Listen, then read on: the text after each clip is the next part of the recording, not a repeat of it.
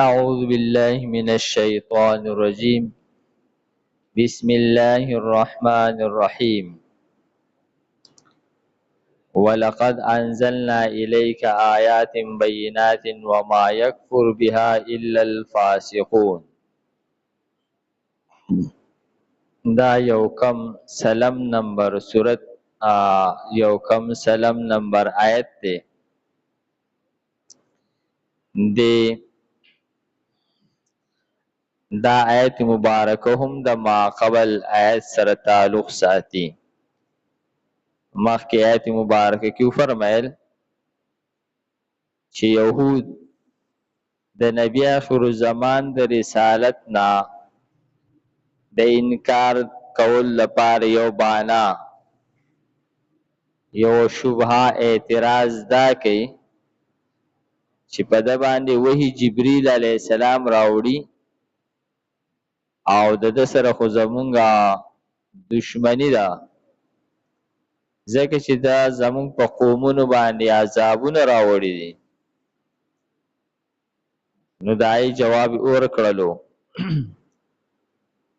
نو اس فرمای چې پکار خدا و چې دوی دغه قران پاک ته کتلې وي او داغه واضح آیاتونه ته کتلې وي او په دې ایمان راوړی دي.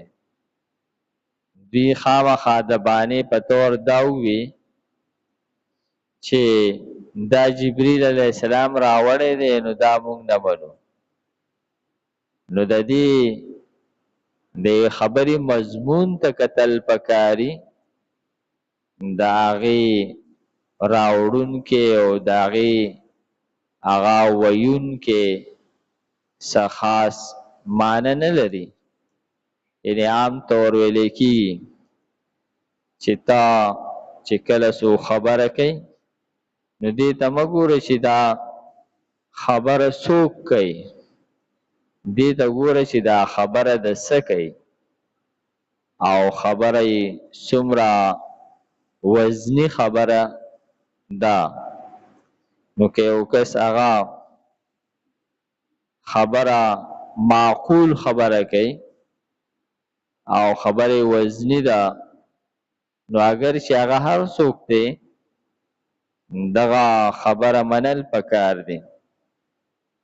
نو فرمایي چې ولقد انزلنا الیک آیات بینات، یقینا مونږ نازل کړي دي پتا باندې آیاتونه واضح دی. واضح آیاتون ته قتل پکار دی او د دې په مفهوم باندې عمل پکار دی، نه چې دا چا راوړی دی او دا څنګه راوړی دی.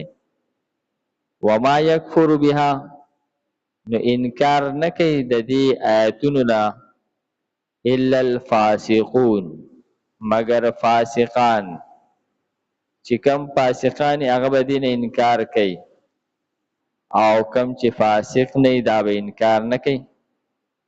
د فسق ذکر چې کله د مؤمنان د پاره وشي نو مراد دی نافرمانه ګناهګاری، او کله چې د ذکر د کافرانو د پاره وشي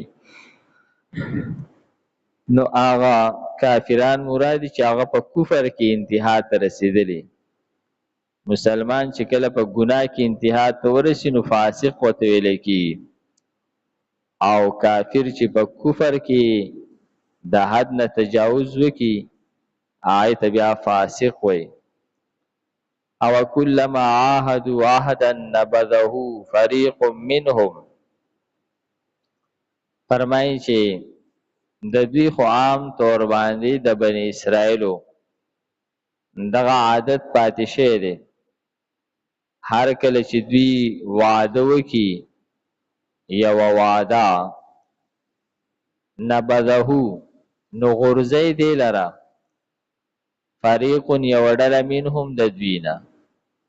نبذه خپل معنی غرزول لی، وعده غرزول عام طور یعنی وعده ماتول. نو دلته کې د دې د ماتولو معنی کول هم درست دی. نو هر کله چې دوی وعده وکي په وعده کولو سره نبذهو نو ماتی دغه وعدې لرا فریق یو ډله منهم د دوینا، یعنی دا په دوی کې راوان عادت دی.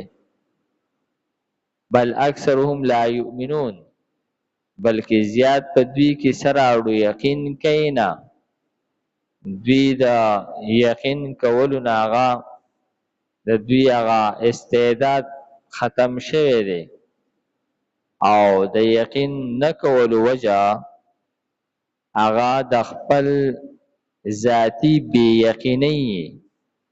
کله چې یو کس کې خپل ذاتی طور باندې یقین نه د هر چا خبره دروغ کاری، کله چې د په خپل باندې عام طور د دروغ استعمال کوي، نو فرمایي چې دوی په چا باندې یقین نه کوي.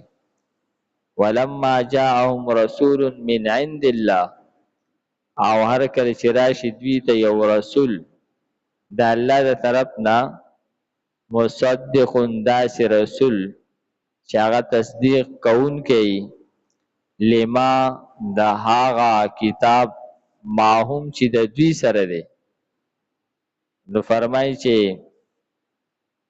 یعنی رسول راتلل، دا رسول په خپل باندې لکه نکره ذکر کړی دا عظمت، دا تنکیر د عظمت دی، او من عند الله د جانب د الله نه دا مزید تاکید شلو. رسول راتلل دا یو هغه حجت شلو، او د الله د طرف نه کېدل دا دویم حجت شو.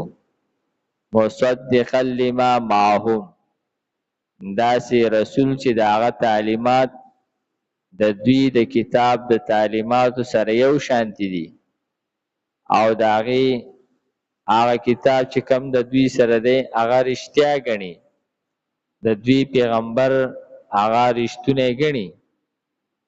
نبذا نو غورځي فریق یو ډله من الذین اوتوا الکتاب، دا کسان چې ورکړل شي د ورته کتاب، دوی غورځي. څه شی غورځي؟ کتاب الله، دا الله تعالی کتاب غزاري. چرته غزاري؟ وراء ظهورهم، رست د شاګانو خپلونه. یعنی مراد دا دی چې کله دوی ته پیغمبر راشي، دوی ته دا ویلی شي چې کله پیغمبر راشي نو دغه پیغمبر د تعلیمات کستاسو د کتاب سره یو شانتی وو، نو دا د حقانیت نښه ده چې واقعي دا پیغمبر دی.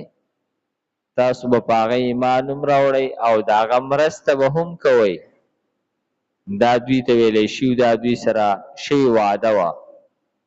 لیکن کله چې دوی ته پیغمبر راغی، و پیغمبر د الله د طرف نه راغلی و، او تصدیق کولو د هغه څه چې د دوی سره دي، د دې باوجود دوی وغورځوله یوې ډلې د دغه اهل کتابونه کتاب الله، د الله هغه کتاب وغورځو، هغه وعده چې کم د دوی نه په کتاب کې اخیستلی شوې وه، یعنی تورات. په تورات کې د دوی نه وعده اخیستې وه چې کله پیغمبر راشي تاسو به هغه سره مرسته کوئ، په هغه به ایمان راوړئ. نو هغه کتاب تورات دوی وغورځولو وراء ظهورهم، وروسته د شاګانو خپلونه، یعنې د هغې هغه وعده باندې عمل ونه کړلو.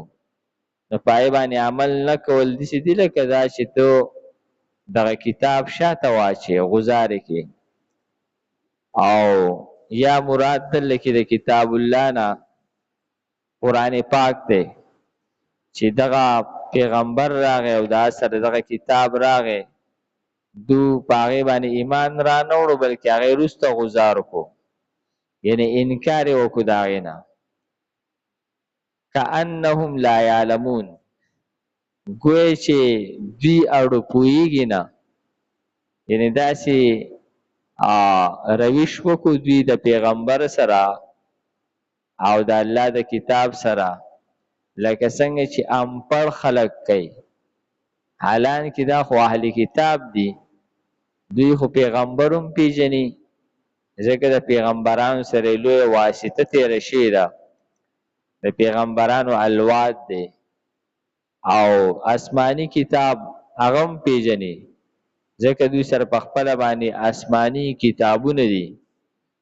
نو دوی پیغمبر پروا هم ونه ساتله، دغه کتاب پروا یې هم ونه ساتله، لکه څنګه چې عام خلک په دې نه پوهېږي، دغه شانتې دوی ځان د عامیانو په شانتې کړلو او دا یې نه انکار وکړو، ګویا چې دوی اړو پوهېږي نه.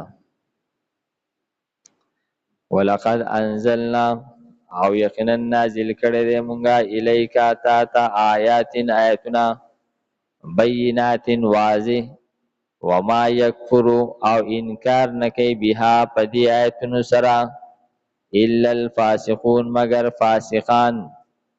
او کلما آیا هر کلام عهدو چې واده وکړي دوی عهدن په وعدې کولو سره نبذه نو ماتې دغه وعدې لره فریق یو ډله منهم د دوی نه بل اکثرهم بلکې زیات د دوی نه لا یؤمنون ایمان نه راوړي. ولما هر کله جاءهم چې راغی دوی ته رسول من عند الله د جانب د الله نه مصدق چې رښتیا ګڼونکی و لما هغه کتاب لره ماهم چې د دوی سره نبذه نو وغورځول دوی فریق یوې ډلې من الذین اوتوا الکتاب دا کسان چې ورکړل شوی ورته کتاب الله کتاب د الله تعالی وراء ظهورهم رسته د شاګانو خپلنا کأنهم گوی دوی چې لا یعلمون نه پوهېږي. الحمدلله رب العالمین والعاقبۃ للمتقین والصلاة والسلام علی خیر خلقه محمد و آله و اصحابه اجمعین. پروردگار زموږ دا ناسته په خپل دربار کې قبول کړي. پروردگار د دې ناستې د برکته موږ ته د قرآن پاک سمجھ بوجھ را نصیب کړي. د مرګ نه مخکې کامل عمل پروردگار موږ ته په قرآن پاک باندې نصیب کړي. وصلی الله تعالی علی خیر خلقه محمد و آله و اصحابه اجمعین برحمتک یا ارحم الراحمین.